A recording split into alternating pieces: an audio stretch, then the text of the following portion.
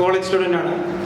അപ്പം എൻ്റെ കോച്ചും അപ്പം ഫസ്റ്റ് ഓഫ് ഓൾ ദൈവത്തിന് നന്ദി പറയുന്നു. ഇങ്ങനൊരു ഓപ്പർച്യൂണിറ്റി തന്നതിന്, എന്നെ വിന്നറാക്കിയതിന്.